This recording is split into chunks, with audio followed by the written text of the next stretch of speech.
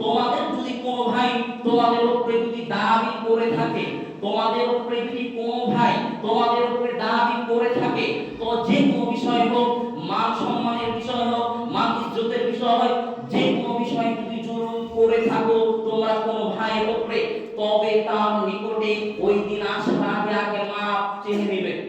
রাসূল সাল্লাল্লাহু আলাইহি ওয়াসাল্লাম বলেন যে তোমার ভাই নিকটে ওই দিন আসার আগে আগে ক্ষমা চেয়ে নেবে। যেদিন ধন সম্পদ থাকবে না, যেদিন টাকা পয়সা থাকবে না, যেদিন ক্ষমতা থাকবে না, যেদিন কিছু থাকবে না, যেদিন মানুষের হাত ধরে মাপ পাওয়া যাবে না, যেদিন টাকা দিয়ে মানুষের কাছে ক্ষমা পাওয়া যাবে না, ওই দিন আসার আগে আগে তুমি তোমার ভাইয়ের কাছ থেকে মাপ চেয়ে নেবে। ওই দিন যেদিন হবে, যেদিন কোনো ধন সম্পদ থাকবে না, সেদিন তোমার নেকি এবং তোমার নেকি মাজলুমের উপর চাপিয়ে দেওয়া হবে। তুমি যদি তোমার যদি কোনো নেক আমল থাকে, তোমার যদি কোনো নেকি থাকে, তবে ওই নেকি ওই মাজলুমের উপরে চাপিয়ে দেওয়া হবে। যাকে পৃথিবীতে তুমি জুলুম করেছো, যার উপরে তুমি জুলুম করেছিলে।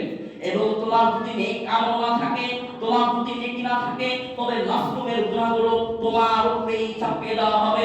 সম্মানিত উপস্থিতি, ওই দিন কিয়ামতের মাঠে কোনো টাকা পয়সা থাকবে না, ধন সম্পদ থাকবে না, মানুষের হাত ধরে মাপ পাওয়া যাবে না, মানুষেরকে টাকা দিয়ে সেদিন ক্ষমা পাওয়া যাবে না। কারণ সেদিন ওই দিন আসার আগে আগে আল্লাহ রাসূল বলেন যে তোমরা ওই তোমার ভাইয়ের নিকটে ক্ষমা চেয়ে নিবে, তোমার ওই ভাইয়ের নিকটে মাপ চেয়ে নিবে, নচেত ওই দিনটা হবে কঠিন ভয়ঙ্কর, সেদিন হবে অন্ধকার।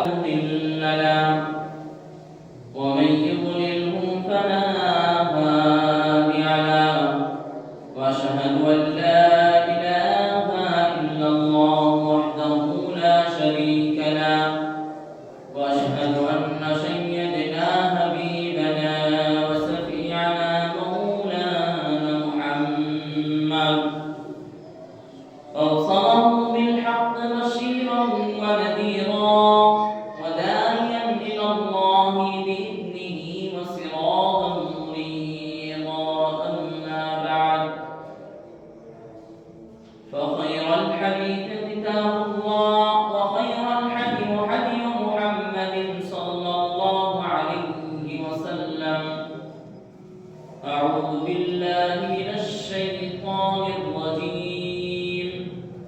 بسم الله الرحمن الرحيم. قاف والقرآن المجيد بل عجبوا أن جاءهم منذر منهم فقال الكافرون هذا شيء عجيب أئذا متنا وكنا ترابا ذلك رجع بعيد قد علمنا ما تنقص الأرض منهم وعندنا كتاب حفيظ بل كذبوا بالحق لما جاءهم فهم في أمر مريض أفلم ينظروا إلى السماء فوقهم كيف بنيناها وزيناها وما لها من فروج.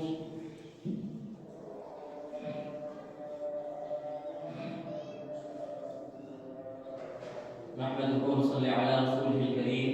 أما بعد، أعوذ بالله من الشيطان الرجيم. بسم الله الرحمن الرحيم. ما للظالمين من حميم ولا شفيع يطاع. عن جابر بن عبد الله أن النبي صلى الله عليه وسلم قال اتقوا الظلم فإن الظلم ظلمات يوم القيامة واتقوا الشح فإن الشح أهلك من كان قبلكم حملهم على أن سفكوا دينهم واستحلوا محارمهم. الحديث. رب اشرح لي صدري ويسر لي أمري واحلل عقدة من لساني يفقهوا قولي. সমস্ত প্রশংসা সমস্ত গুণগান মহান পাক রব্বুল ইজ্জতের জন্য,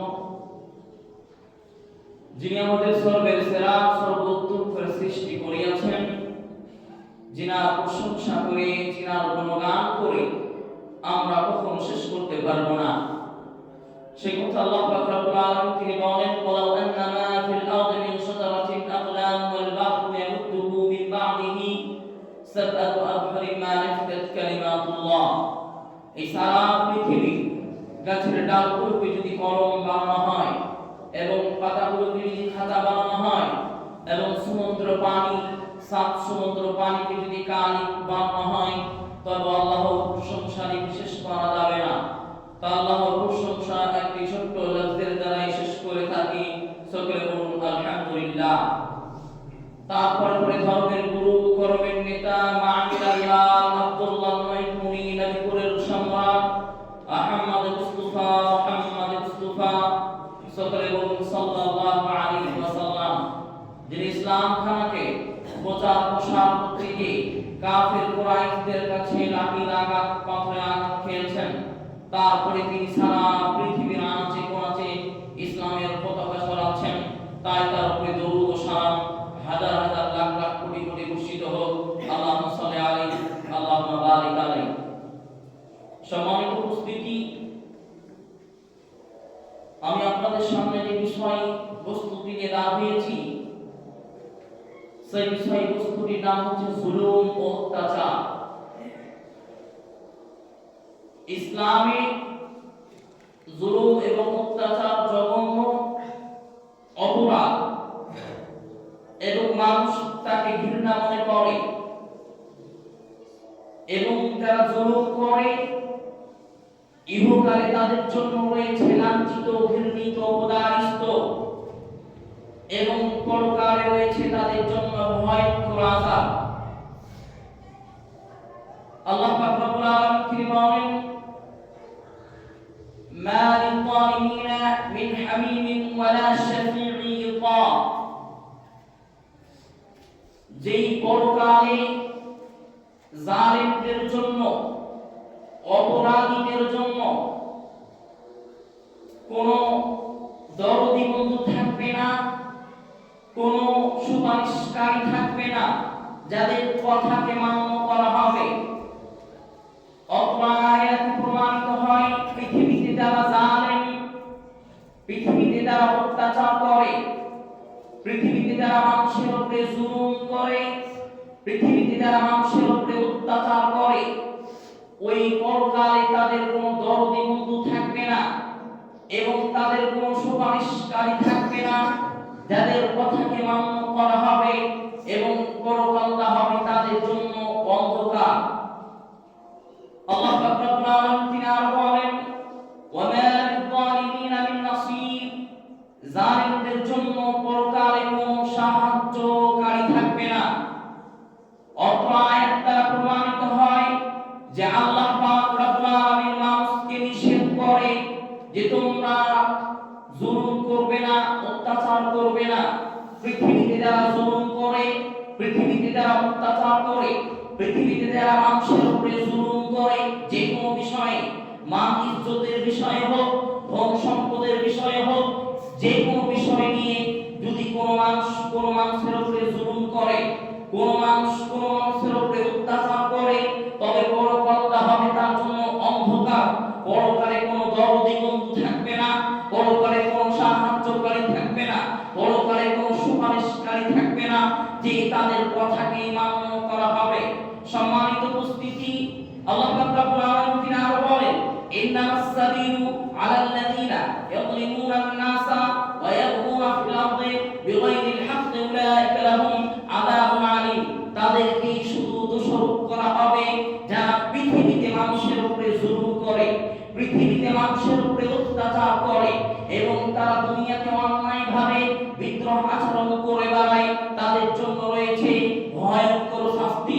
সম্মানিত উপস্থিতি, অত্র আয়াত দ্বারা প্রমাণিত হয় দুনিয়াতে যারা জুলুম করবে, দুনিয়াতে যারা অন্যায় কাজ করবে, দুনিয়াতে যারা মানুষের উপরে জুলুম অত্যাচার করবে, দুনিয়াতে যারা অন্যায়ভাবে চলে বেড়াবে, আল্লাহ বলেন তাদের জন্য রয়েছে ভয়ঙ্কর শাস্তি। সেদিন হবে তাদের অন্ধকার।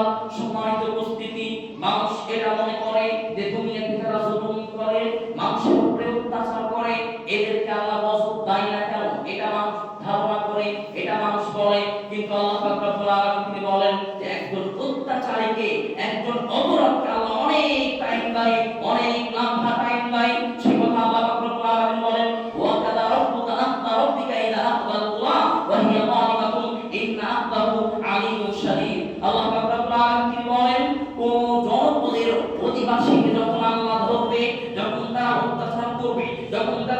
করবে, কিন্তু আল্লাহ পাক রব্বুল আলামিন যখন তাদেরকে পাকড়াবে, আল্লাহর পাকড়া অত্যন্ত কঠিন।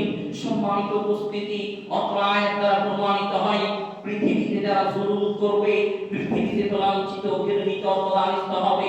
পৃথিবীতে যারা মানুষের উপরে জুলুম করবে, পৃথিবীতে যারা মানুষের উপরে অত্যাচার করবে, এরা পৃথিবীতে মানুষের কাছে লাঞ্ছিত ঘৃণিত অপমানিত হবে এবং পরকালে তাদের জন্য রয়েছে ভয়ঙ্কর আযাব। পৃথিবীতে মানুষ যত বড় গুনাহ করুক না কেন, পৃথিবীতে মানুষ যত বড় গুনাহ করুক না কেন, প্রত্যেকটা গুনার মাপ রয়েছে। প্রত্যেকটা গুনাহ যদি আল্লাহর নিকটে বলতে পারে, আল্লাহ আমি অপরাধী, আমাকে ক্ষমা করে দাও, আল্লাহ আমি অপরাধী, আমাকে ক্ষমা করে দাও, আল্লাহ তার ক্ষমা করে দিবে। কিন্তু মানুষ মানুষের উপরে যদি জুলুম করে থাকে, মানুষ আরেকটা মানুষের উপরে যদি অত্যাচার করে থাকে, মানুষ আরেকটা মানুষের উপরে যদি জুলুম করে থাকে, তবে এই গুনাহ আল্লাহর নিকটে তওবা করে মাফ হবে না। কারণ আল্লাহ বলে যে আমি আমার উপরে জুলুমকে হারাম করেছি, আমি আমার উপরে জুলুমকে হারাম করেছি, অতঃপর মানুষের প্রতি জুলুমকে হারাম করেছি।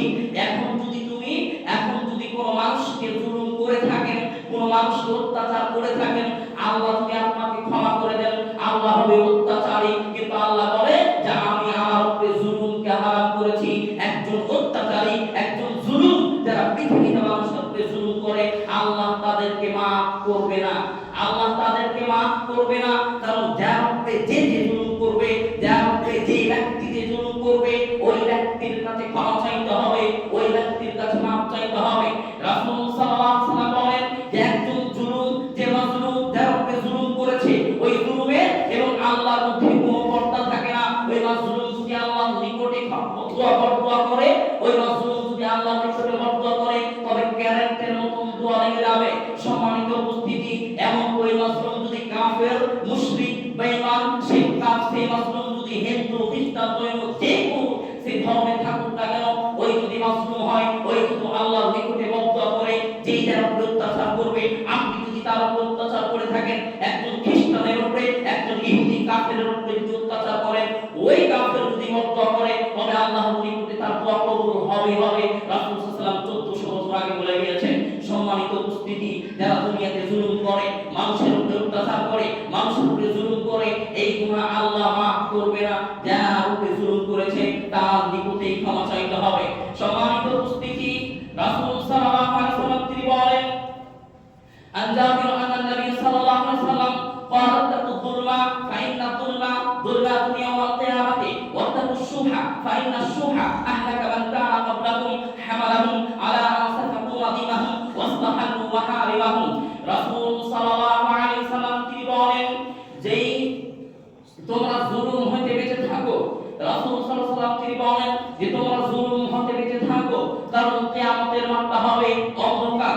যারা পৃথিবীতে জুলুম করবে, যারা পৃথিবীতে অন্যায় কাজ করবে, যারা পৃথিবীতে মানুষের ধন সম্পদ লুটে খাবে, যারা পৃথিবীতে মানুষকে হক বিচার দিবে না, যারা পৃথিবীতে মানুষের উপরে জুলুম অত্যাচার করবে, তাদের কিয়ামতটা হবে অন্ধকার।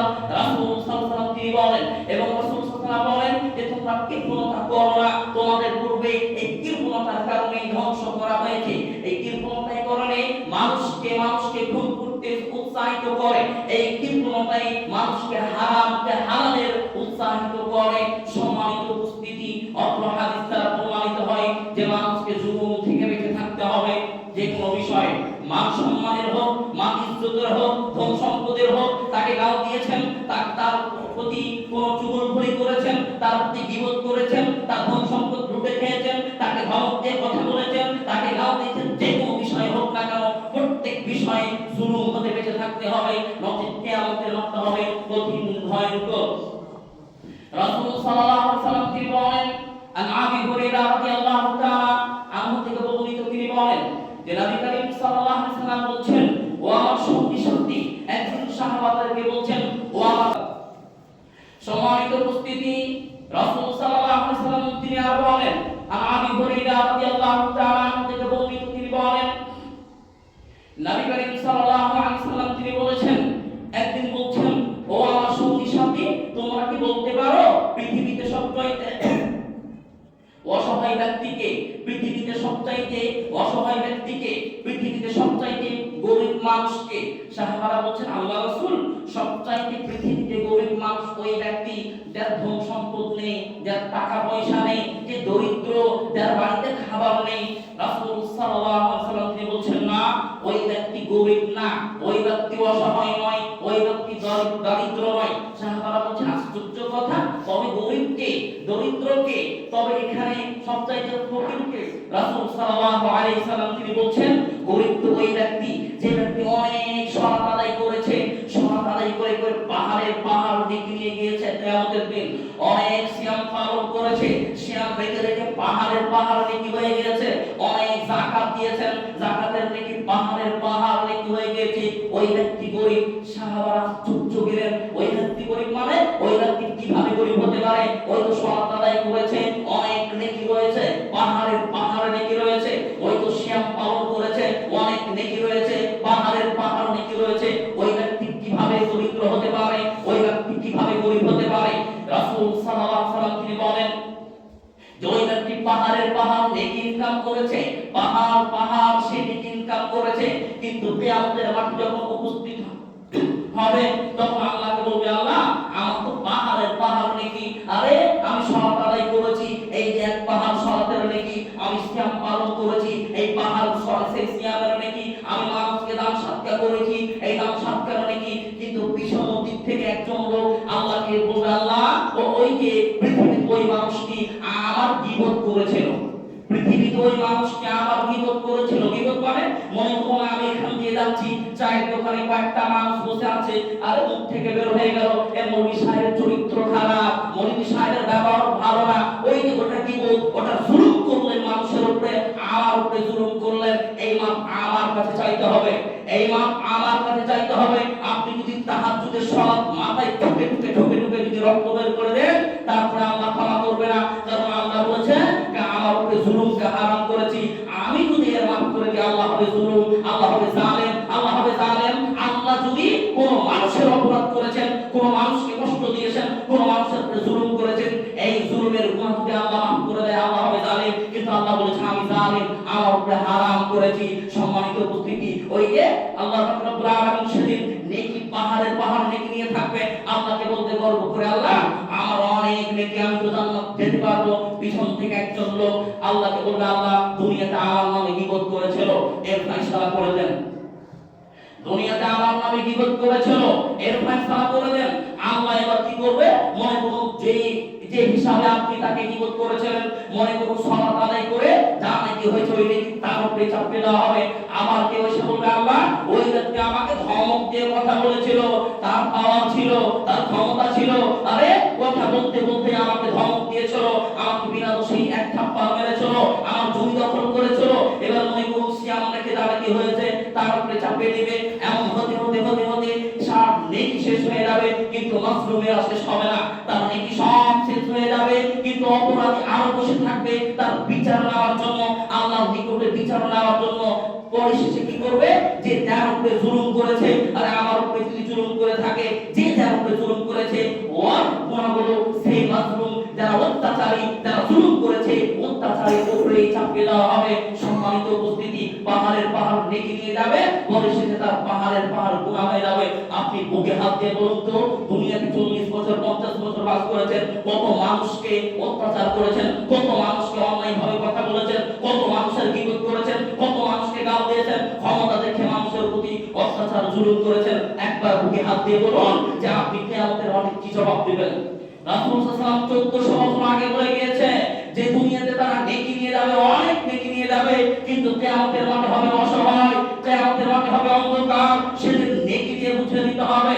সম্মানিত উপস্থিতি, তবে এই অত্র হাদিস দ্বারা প্রমাণিত হয় দুনিয়াতে যারা জুলুম করে, দুনিয়াতে যারা অত্যাচার করে, দুনিয়াতে যারা মানুষের উপরে জুলুম অত্যাচার করে, কিয়ামতের মাঠে হবে কঠিন ভয়ঙ্কর, কিয়ামতের মাঠে হবে কঠিন ভয়ঙ্কর, কিয়ামতের মাঠে হবে কঠিন পরিস্থিতি, ভয়ঙ্কর হবে। সম্মানিত উপস্থিতি, রাসূল সাল্লাল্লাহু আলাইহি ওয়াসাল্লাম তিনি বলেন যে একজন অপরাধকারীকে নির্দিষ্ট অনেক সীমা দেওয়া হয়, অনেক টাইম দেওয়া হয়, অনেক লম্বা থেকে টাইম দেয়। মানুষ মনে করে যে আমাদের উপরে যে জুলুম করছে, আমাদের উপরে যে অত্যাচার করছে, তো আল্লাহ এর উপরে আযাব দেয় না কেন? আরে আল্লাহ রাসূল 1400 বছর আগে বলে গিয়েছে যে একজন জালেমকে, একজন অপরাধকারীকে অনেক টাইম দিয়ে থাকেন, অনেক লম্বা টাইম দিয়ে থাকেন, কিন্তু আল্লাহ যখন তাকে ধরবে আর ছাড়বে না, সে কথা আল্লাহ রাব্বুল আলামিন তিনি বলেন ওয়াকাদা রাব্বুকা ইযা আখাযাল কুরা ওয়া হিয়া যালিমাতুন ইন্না আখযাহু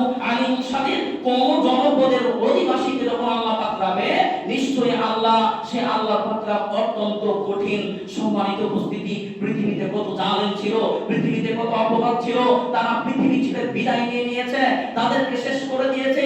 এটাই বাস্তব যে জালিমদেরকে আল্লাহ অনেক লম্বা টাইম দেবেন, জালিমদেরকে অনেক দীর্ঘ টাইম দিবেন, কিন্তু আল্লাহ যখন তাদেরকে ধরবে আর ছাড়বে না। সম্মানিত উপস্থিতি, আপনি দেখুন কোরআনে অনেক সেই প্রমাণ পাওয়া যায়, কোরআনে অনেক ইতিহাস পাওয়া যায় যে পৃথিবীতে কত জালেম এসেছিল, তারা শেষ হয়ে গিয়েছে। আল্লাহ রাব্বুল আলামিন বলেন ফালাম্মা জাআমুনা জাআলনা আলিহা সাফিলাহা ওয়া আমতারনা ইজারাতাম মিন সিদ্দিন মাওদুদ। আল্লাহ রাব্বুল আলামিন বলেন আমার যখন হুকুম পৌঁছে গেল বিখণ্ড, তাদের জমিনটাকে আমি উল্টে দিলাম। আল্লাহ বলছে তাদের জমিনটাকে উল্টে দিলাম, মাটির তলে যা আছে সব কিছু উপরে করে দিলাম, এবং উপরে যা আছে সব কিছু মাটির তলে করে দিলাম, এবং তাদের উপর আমি কাঁচা মাটি বর্ষণ করেছিলাম, পাথর বর্ষণ করেছিলাম হুদ আলাইহিস সালামের কওমের উপরে, কারণ তারা জুলুম করেছিল, তারা অত্যাচার করেছিল, এই জন্য ভয়ঙ্কর তাদের উপরে বিপদ এসেছিল। সম্মানিত উপস্থিতি, আরো দেখুন যে লূত আলাইহিস সালামের কওমকে আল্লাহ কিভাবে ধ্বংস করেছিল। এরা অন্যায় করত, জুলুম করত, এদের সবচাইতে বড় জুলুম ছিল এরা ছেলেতে ছেলেতে ব্যভিচার করত, ছেলেতে ছেলেতে মিলামেশা করত। অতএব আল্লাহ তাদেরকে ধ্বংস করে দিয়েছিল, তাদেরকে নাস্তিমাবুদ করে দিয়েছিল, তাদেরকে শেষ করে দিয়েছিল। চলে যান হযরত নূহ আলাইহিস সালাম, যখন তাদের কওমকে ইসলামের দাওয়াত দিলেন, তারা মানেনি। নূহ আলাইহিস সালাম বদদুয়া করলেন, তাদের উপরে এমন ভাবে গজব এলো যে নূহ আলাইহিস সালামকে আল্লাহর আদেশ হলো তুমি নৌকা তৈরি করো। ওই নৌকা তৈরি করার পরে কিছু মানুষ ঈমান এনেছিল, কিছু মানুষ ওই নৌকার উপরে চাপলো, এবং নূহ আলাইহিস সালাম তার সন্তানকে বলেছিল বেটা তুমি চলে এসো, আল্লাহর গজব আসবে, আল্লাহর বন্যা আসবে, আল্লাহর পানি আসবে, আল্লাহর বন্যাকে তুমি রুখতে পারবে না। নূহ আলাইহিস সালামের ছেলে বলেছিল আরে তোমার আল্লাহ আমাকে ধরতে পারবে না, আমি 50 তালা 100 তালার উপরে পাহাড়ে উঠে যাব, তোমার আল্লাহর ক্ষমতা নেই। আল্লাহ এমন ভাবে বন্যা দিল, এমন ভাবে পানি দিল যে নূহ আলাইহিস সালামের সন্তান ছিল 100 বছর 100 তালার উপরে, তারপরে ধ্বংস হয়ে গিয়েছিল। সম্মানিত উপস্থিতি, রাসূল সাল্লাল্লাহু আলাইহি ওয়াসাল্লাম তিনি অনেক বলেছেন হাদিসের মধ্যে, যারা পৃথিবীতে জুলুম করবে, অত্যাচার করবে, মানুষের উপরে জুলুম করবে, মানুষের উপর অত্যাচার করবে, এরা ধ্বংস হবেই হবে, এবং কিয়ামতের মাঠ কঠিন ভয়ঙ্কর পরিস্থিতি হবে। আর আবু হুরায়রা রাদিয়াল্লাহু তাআলা আনহু থেকে বর্ণিত, তিনি বলেন নবী করিম সাল্লাল্লাহু আলাইহি ওয়াসাল্লাম একবার সামুদ সম্প্রদায় ওই ধ্বংস হওয়ার এলাকা দিয়ে পার হচ্ছিলাম। রাসূল সাল্লাল্লাহু আলাইহি ওয়াসাল্লাম বলেন এই যে সামুদ সম্প্রদায় যাদেরকে আল্লাহ ধ্বংস করে দিয়েছিল, আমার ভয় হয় যে তোমরা এখান দিয়ে পার হও না, কারণ তাদের উপরে যে আযাব এসেছিল, তাদের উপরে যে বিপদ এসেছিল, তোমাদের উপরে বিপদ না চলে আসে, তোমাদের উপরে আযাব না চলে আসে। রাসূল সাল্লাল্লাহু আলাইহি ওয়াসাল্লাম তিনি কি করলেন, তরবারিটা মাথার উপরে নিল এবং ওখান দিয়ে দ্রুত পার হয়ে গেলেন, এবং সাহাবাদেরকে বললেন তোমরা যখন এই এলাকা দিয়ে পার হবে আল্লাহর কাছে কান্নাকাটি করবে, আল্লাহর কাছে কাঁদবে, এবং এই এলাকা দিয়ে পার হবে। সম্মানিত উপস্থিতি, ওই যে পৃথিবীতে যত জালেম এসেছেন সব জালেমকে ধ্বংস করে দিয়েছেন। পৃথিবীতে যত মানুষের উপরে জুলুম করেছে, যারাই জুলুম করেছে এরাই ধ্বংস হয়েছে। সম্মানিত উপস্থিতি, আল্লাহ তাআলা আরো তিনি বলেন আলাম তারা কাইফা ফাআলা রাব্বুকা বিআদ ইরামা যাতিল ইমাদ আল্লাতী লাম ইখলাক মিথলুহা ফিল বিলাদ ওয়া সামুদ আল্লাযী জাআবু সাখরা ফিল আরদ। তোমরা কি দেখোনি আদ এবং শামুদকে আমি কিভাবে ধ্বংস করেছিলাম, তাদেরকে শেষ করে দিয়েছিলাম, তাদের উপরে হাওয়া বাতাস আমি চালু করে দিয়েছিলাম, তাদেরকে নাস্তিমাবুদ করে দিয়েছিলাম। আর এত শক্তিশালী ছিল, এত ক্ষমতাবান ছিল, পৃথিবীতে এমন শক্তিশালী আর কোনো মানুষ আসবে না, অনেক শক্তিশালী ছিল। তারা পাহাড়কে কেটে কেটে ঘর তৈরি করত, এমন শক্তিশালী ছিল যে মাটিতে তারা ঢুকে যেতে পারত, এমন ক্ষমতাবান ছিল। কিন্তু তাদেরকে শেষ করে দিয়েছিলাম, তাদের উপরে এমন হাওয়া বাতাস চালু করে দিয়েছিলাম যে 7 দিন 7 রাত পর্যন্ত তাদের উপরে হাওয়া বাতাস চালু করে দিয়েছিলাম এবং তাদেরকে শেষ করে দিয়েছিলাম। সম্মানিত উপস্থিতি, যারা পৃথিবীতে জুলুম করবে, যারা অন্যায় অত্যাচার করবে, এদের উপরে আল্লাহর গজব হবেই হবে, এদের উপরে আল্লাহর আযাব আসবেই আসবে। সম্মানিত উপস্থিতি, যে কোন বিষয় হোক না কেন, জুলুম যে কোনো বিষয় হোক না কেন, মানুষের যদি বিপদ করে থাকেন এটা একজন জুলুম। মানুষকে যদি অন্যায়ভাবে কথা বলে থাকেন, মানুষকে যদি গালি দিয়ে থাকেন, মানুষকে যদি ধন সম্পদ লুটে খেয়ে থাকেন, তবে এটা হবে জুলুম। কিয়ামতের দিন আল্লাহকে বুঝিয়ে দিতে হবে, কিয়ামতের দিন ইনসাফ দিতে হবেই হবে। অতএব পৃথিবীতে যে কোনো কাজ করেন না কেন আপনাকে ন্যায় বিচারক হতে হবে, ন্যায় বিচারক হতে হবে, কারণ এই ন্যায় বিচারকের শিফা হচ্ছে আল্লাহ, এই ন্যায় বিচারকের শিফা হচ্ছে মুহাম্মদ সাল্লাল্লাহু আলাইহি সাল্লামের সালাতের আগে, সিয়ামের আগে, হজের আগে হচ্ছে ন্যায় বিচারক, কারণ আল্লাহ রাব্বুল আলামিনের শিফা আর মুহাম্মদ সাল্লাল্লাহু আলাইহি সাল্লাম নবী হননি, তার আগে থেকে ছিলেন ন্যায় বিচারক পরায়ণতা। সম্মানিত উপস্থিতি, যেটা বলছিলাম যে আমাদেরকে যে মানুষের উপরে জুলুম, মানুষের উপর অত্যাচার যারা করছেন, যারা মানুষকে মানুষ মনে করে করছেন না, আর সাবধান হয়ে যান, নচেৎ কিয়ামতের রক্ত হবে কঠিন ভয়ঙ্কর, কিয়ামতের রক্ত হবে কঠিন ভয়ঙ্কর পরিস্থিতি। সম্মানিত উপস্থিতি, এবার আসুন যে মানুষ মানুষের উপরে জুলুম করে, বাপ বেটার উপরে জুলুম করে, বাপ বেটির উপরে জুলুম করে, আরে ভাই বোনের উপরে জুলুম করে, করে না? মনে করুন 5 ভাই, আমরা 5 ভাই, আমরা 5 ভাই 3 বোন। এখন যদি আমার বাপ 5 ভাইকে জমি লিখে দিয়ে দেয়, 3 বোনকে বাদ দিয়ে দিল, এটা হলো মেয়ের উপরে জুলুম করা। এই যে জুলুম করলে কিয়ামতের দিন তার সওয়াব উপকারে আসবে না, কিয়ামতের দিন তার হক উপকারে আসবে না, এরা ব্যর্থ হয়ে যাবে, এরা পারবে না উপকার করতে। যদি পৃথিবীতে কোনো মানুষ যদি জুলুম করে থাকে, আমরা 5 ভাই, আমার বাপ যদি আমার 5 ভাইকে জমি লিখে দিয়ে দেয়, 3 বোনকে যদি জমি না দেয়, আল্লাহর কসম খেয়ে বলছি এর সওয়াব উপকারে হবে না, এর সিয়াম উপকার আসবে না, এর হক উপকার আসবে না, কারণ তারা জমি মেরে খেলো, সে বাপ মেয়ের জমি মেরে খেলো। আর আমরা যেমন আমার বাপের উপরে হক আছে, মেয়ের হক আছে, আমার বোনের হক আছে বাপের উপরে। পৃথিবীতে কত মানুষ আছে যে বেটাকে জমি লিখে দিয়ে দেয়, মেয়েকে দেয় না? এটা একজন জুলুম, যারা এইসব জুলুম করে কিয়ামতের মাঠে হবে কঠিন ভয়ঙ্কর পরিস্থিতি। এমন রয়েছে যে বাপ মারা হয়ে গিয়েছে 5 বছর, এখন পর্যন্ত বোনদের জমির হিসাব দেয়নি। নেই নেই এলাকাতে যে 5 বছর হয়ে গিয়েছে বাপ মারা, যখনই বোন আসে বলে ভাই তুমি যাও না আমার জমিটা ভাগ করে, বাপকে তোমার অনেক দিন হয়ে গেল, তখন তুমি বড় বড় কথা বলো, তাকে চোখ দেখে কথা বলো, এমন বলো যে তোমার সাথে সম্পর্ক রাখবো না, সম্পর্ক নষ্ট করে দিব। ওয়াল্লাহি আল্লাহর কসম দিয়ে বলছি, যারা এই সব জুলুম করে, যারা এই সব কাজ করে, যে বোনের জমি কেড়ে রাখায়, যদি 5 বছর হয়ে গিয়েছে, বোন বারবার বলছে তুমি আমার জমির হিসাব করে দাও, তারপরে যে আল্লাহর কসম দিয়ে বলছি যতদিন খাবে ততদিন হারাম খাবেন, যতদিন জমির ভাগ বোনের ভাগ খাবেন ততদিন হারাম খাবেন। সম্মানিত উপস্থিতি, আজকে অনেক রয়েছে, অনেক ছোট প্রমাণ নেবেন যে ছেলের নামে সব লিখে দিয়ে দিয়েছে। একটা হাকিকত প্রমাণ আপনাকে দিচ্ছি যে ছেলের নামে সব লিখে দিয়ে দিয়েছে, এবার মেয়েরা যখন বাপ মারা গেছে লাশ উঠাতে দেয় না, বলছে না আমাদের জমির আগে হিসাব দিতে হবে। সম্মানিত উপস্থিতি, যারা এই সব কাজ করেন, যে মনে করেন 5টা সন্তান আছে, একটা সন্তানকে সব লিখে দিয়ে দিলেন, বেশি জমি দিয়ে দিলেন, এই যদি করে থাকেন আল্লাহর কসম খেয়ে বলছি রাসূল সাল্লাল্লাহু আলাইহি ওয়াসাল্লাম 1400 বছর আগে বলে গিয়েছে এর সালাত কাজে আসবে না, সিয়াম কাজে আসবে না, পৃথিবীর যত ইবাদত করুক না কেন কোনো কাজে আসবে না, কারণ কিয়ামতের মাঠটা হবে কঠিন ভয়ঙ্কর। কিয়ামতের মাঠে আপনাকে বুঝিয়ে দিতে হবে, যারা বোনের জমি মেরে খেয়েছেন এখন পর্যন্ত বোনকে দেননি, এখন পর্যন্ত বোনকে হিসাব দিয়ে দেননি, বোনের জমি মেরে খেয়ে চলে যাচ্ছেন, আল্লাহর কসম খেয়ে বলছি বোনকে আজকে সেই বক্তব্যের সঙ্গে মুনাফিকি না করে বোনের সঙ্গে হিসাব ক্লিয়ার করে নেবেন, নচেৎ কিয়ামতের মাঠে হবে কঠিন ভয়ঙ্কর পরিস্থিতি। এবং দুনিয়াতে যারা মানুষের উপরে জুলুম করে, দুনিয়াতে যারা মানুষের উপর অত্যাচার করে, দুনিয়াতে যারা মানুষকে মানুষ মনে করে না, আরে মানুষকে মানুষের মতো মানুষের ব্যবহার করে না, আল্লাহর কসম খেয়ে বলছি